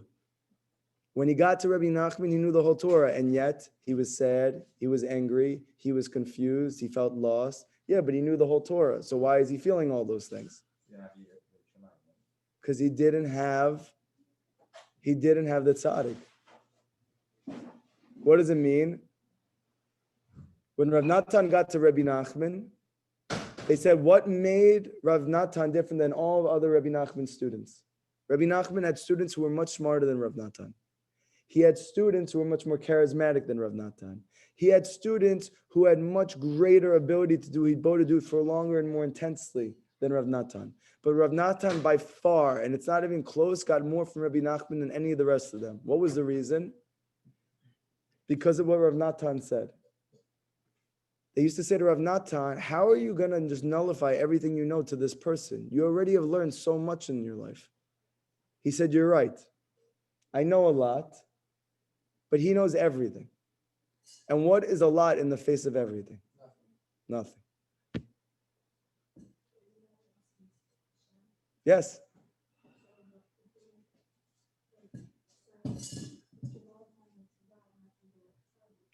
But I understand, but what I'm asking you is, if you look in the Torah, you see when did the Jewish people start their relationship with Hashem? What was the beginning? When they left Mitzrayim. How did they leave Mitzrayim? How come they didn't just leave?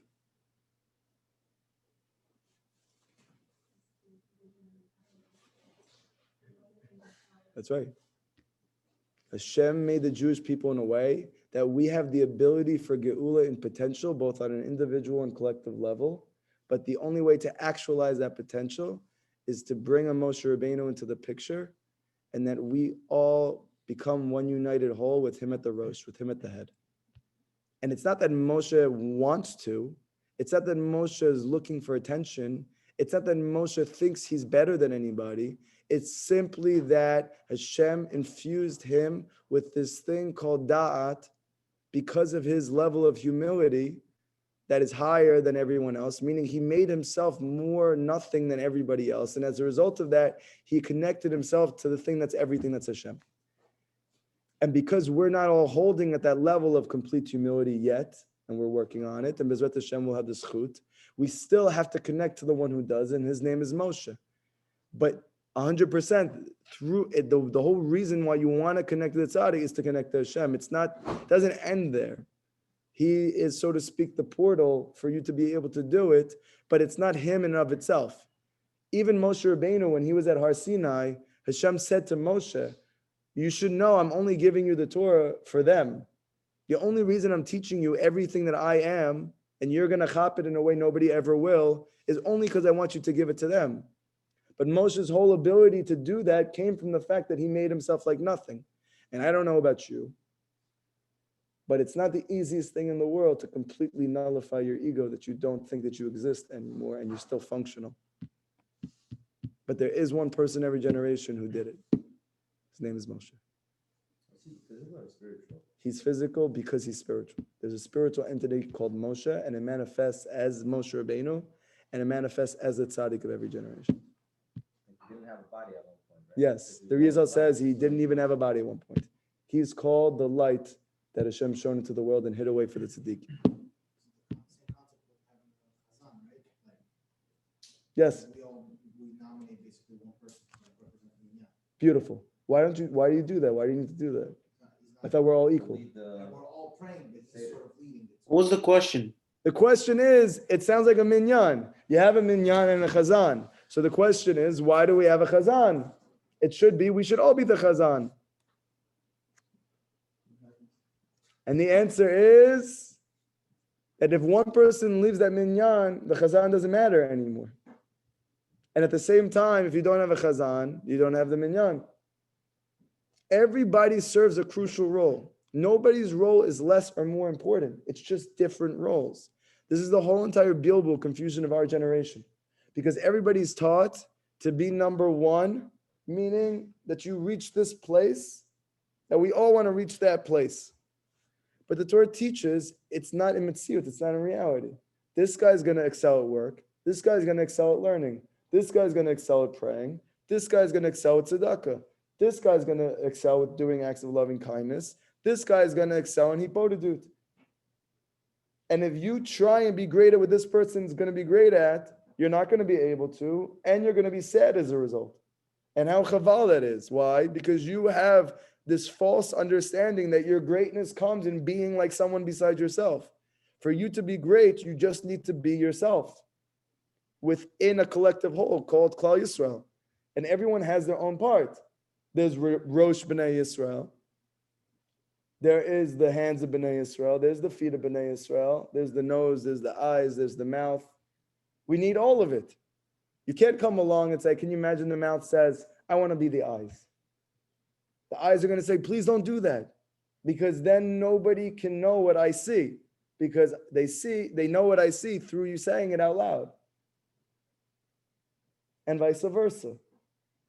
This is the whole entire chesron lacking in our generation. Even with men and women. That the way that they're making it sound is that women have to be just like a man. Why? Why would you want to be like a man? Really, it's like we have so many lackings. Why would you want to be like us? Oh, no, but I'm going to wear a suit like them and I'm going to act like them because I want to have that same.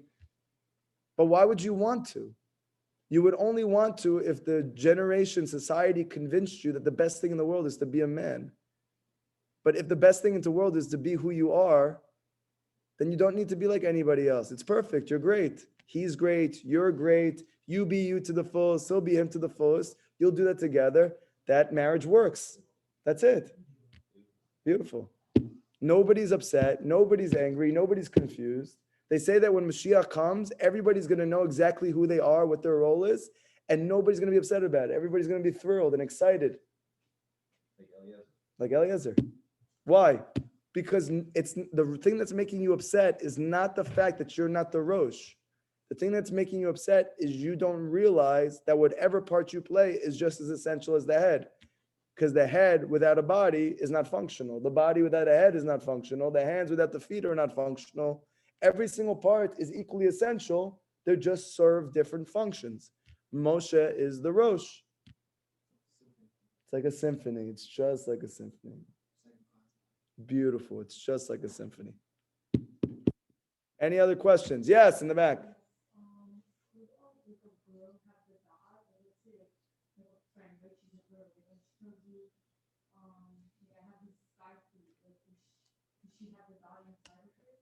She could. A lot of times when a person becomes a shadchan, it's because they have this natural connection to da'at. That's why they like being shadchanim. Like I know a girl. She's actually, she works for us. She's the treasurer of Tzion, Sarah London. And she really has a passion for being a shadchan. She's Bal Tshuva. and she would be amazing at it naturally, without even trying, because she has tremendous da'at. She's able to see how two pieces, which seemingly on paper do not fit, actually form one beautiful unity. So any shadchan, if they're able to unite opposites, has da'at. Even not, it doesn't make a difference. That's the whole point. Anybody who's able to bring together opposites has da'at. That's what da'at is. And the more that a person's able to see how opposites come together, the more da'at that person has. Now, some people got that as a gift, meaning they just are born, so to speak, with this natural connection to da'at, and the Torah is going to sharpen that thing for them. But they may have already been born with this ability, so to speak, to see how things come together. It's like a sense, an intimate sense. Anybody else on the computer? We have any last questions? Yeah.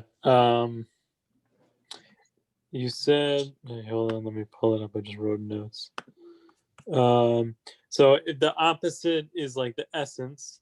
So is it possible to like understand what our essence is and thus understand what like the opposite of our essence is in order to find our zivug? Or is it not possible for us? Yes, it's possible, but only through the tzaddik.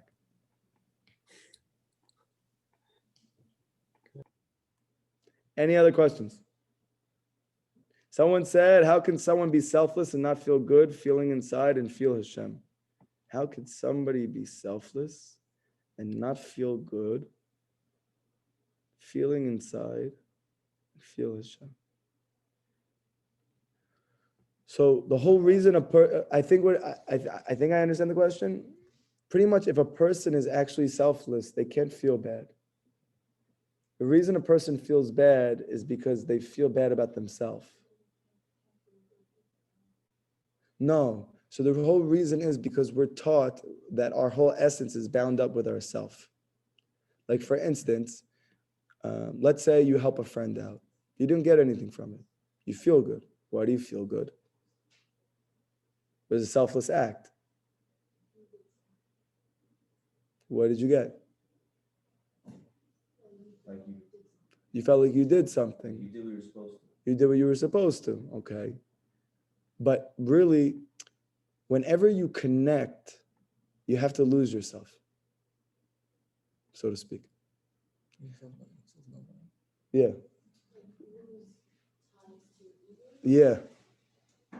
For you to really connect to another entity, another person, another thing, you need to lose ties to your ego, either momentarily or permanently.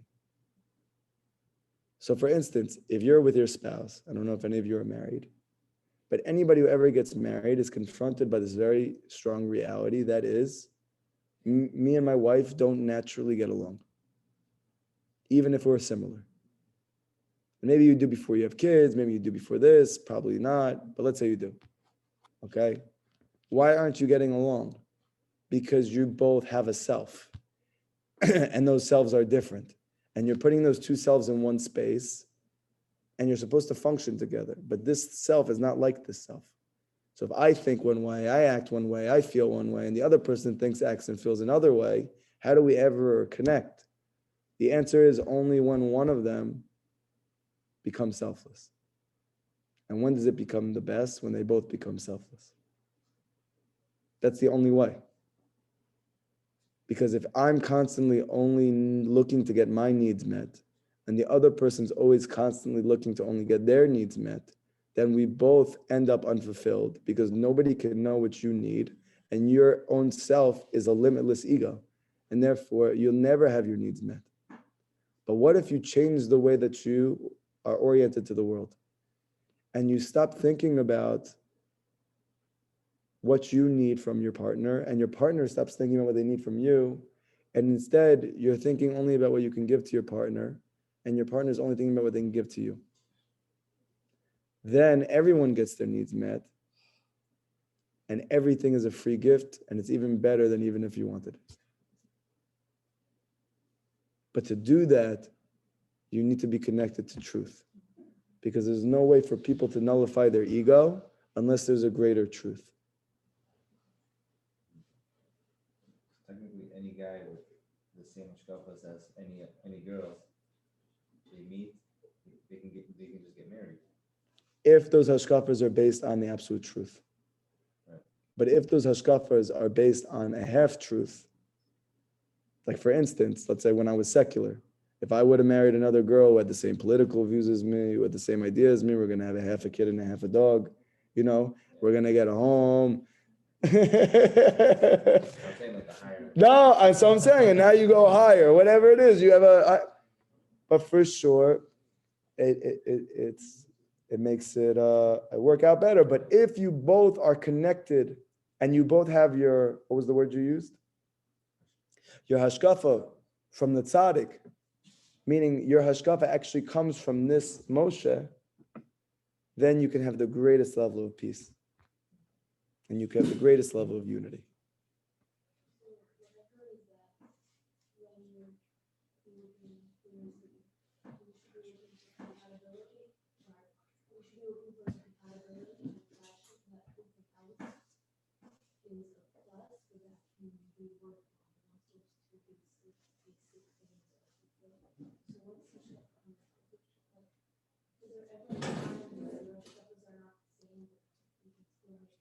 No. No, it's a recipe for disaster. 100%. It doesn't mean that you have to have the same by the time you start.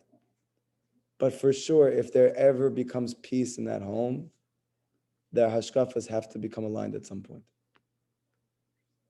As long as they want to grow. What? As long as they both want to grow to that goal. Well, that's obviously how it comes together. Otherwise, it's impossible. Like, I'll just give you a practical example. Let's say, for instance, I figured out I don't want my children to have technology.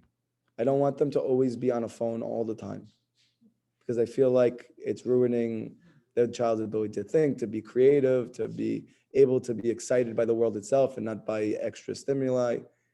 And my wife is not so makpid. She's not for it. She's not against it. She just doesn't really care. Now, all of a sudden, what happens is when I'm home, I'm going to try and limit my child's ability to be on those things. But then they're going to say, Ima, can I do it? And Ima's going to say, if you want to. And then even if Ima says, oh, whatever Abba says, but you just told me before I can. So what's going to happen? The kid's going to be confused. And that's just with a child. But this is just even within both of yourselves.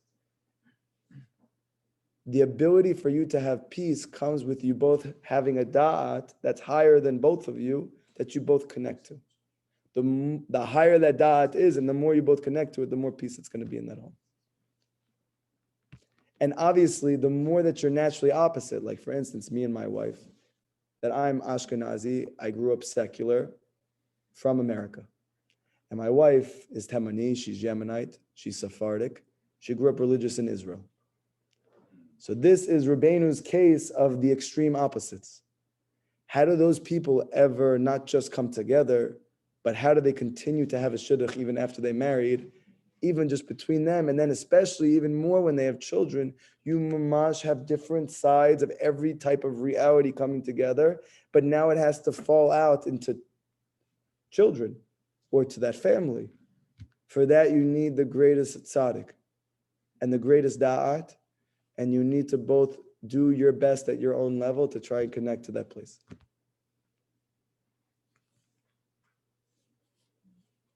Okay? Everybody have an amazing night. I want to give you the schedule for the rest of the week. Tomorrow night, we have a class with Rav Tomer Zino. This is the one on, this is Crossing the Narrow Bridge. This is taking these deep teachings of the Likutei Moharan and simplifying them and making them very practical for every daily situation in your life. It's very kedai for you to go to those classes. If you're a guy, if you're a girl, you can watch on Zoom, okay? Then on Tuesday, we have our actual Likutei Moharan class. I usually don't teach the Likutei Moharan on Sundays. I had an inspiration in my Hibodedut, and usually when Hashem gives me that ruach, it's a good idea, and I go with it. So I wanted to say this piece. It was a small piece, but the actual Likutei Moharan classes every week are on Tuesday nights. Those we do longer pieces, and we really delve in. It takes us weeks or even months to finish a piece. That the men, you come, women, you can watch online. Wednesday, we have making money with Amuna. That's Rav Tomer again. He's going to show how you take all of these teachings that are really rooted in Amuna, above nature, and yet still go to work and be able to work with Amuna. Okay? You're going to have to go and find out what it is. Okay? That's Wednesday night. Thursday is our weekly kumzitz. Bezrat Hashem, we should have a beautiful kumzitz on Thursday night. And last thing, it's not co-ed yet. Right now it's still, but after this past one, that was pretty good. I think we might be able to make a situation that we could. Right now it's just men. Maybe once a month, yeah? Okay. So we'll figure it out. But I want to tell you again, there's a video that just went out that we worked very hard to make. It's a 5-minute short clip about what the organization is trying to do and who we're trying to help and how we're trying to do that. Please go into those groups, the Tzion Breslov, whether it's the women's group or the Klois or whatever group that you're in, the classes group, watch the link, watch the video. If you resonate with what we're doing, you believe in what we're doing, or if you're just started and you're starting to feel that there's something real here, something different, something transformative, something that could be a help to you and to those around you, which I'm telling you right now, I promise you on my life, there's nothing better that can help people than the truth of truths from Moshe Rabbeinu, okay? Than this, and if you just started coming to the classes, you should know there's been a lot of falling and destruction before, and bitterness that came before this realization. I didn't grow up and like all of a sudden someone gave me the Kool-Aid, you know? There's a lot of falling and getting up, So please contribute, help us so that we can put out more teaching, so that we can bring out more things. There's many things that we want to do. We want to write books. I want to write a book, Bezrat Hashem. Rav Tomer wants to write a book. Tzion Press, Benjamin wants to write a book. We're gonna need funding for books, to write books. I'll just tell you, we created with government papers, we actually created a yeshiva for Tzion. But in order to actually bring it into actuality, we need a building in Eretz Yisrael, in Yerushalayim, Bezrat Hashem. We're gonna need money for that. So we're gonna need help, where we can teach this to men, we could teach this to women, we could teach this to children, everybody at their own level, Bezrat Hashem, and it won't be based on your background, or who your parents were, or your lineage. If you have a ratzon, and you want to come get close to Hashem, you come to Tzion. We got you, okay? We want to get into mental health. I used to be a social worker and a mental health clinician. I was a therapist, a substance abuse counselor. I want to bring it to that world. I want to get into jail cells. I want to bring it to them. We're going to need a lot of financial help to do all these things, and these plans are real. They're not in the air. We can actually do them. We simply need funding to be able to. I promise you there's no better cause than this. If you can, or if you can't, or you can only do a little and you know someone else who can, show them the video. It's a little tiny video. Even if they're completely secular, they're going to be able to chop what we're doing, okay?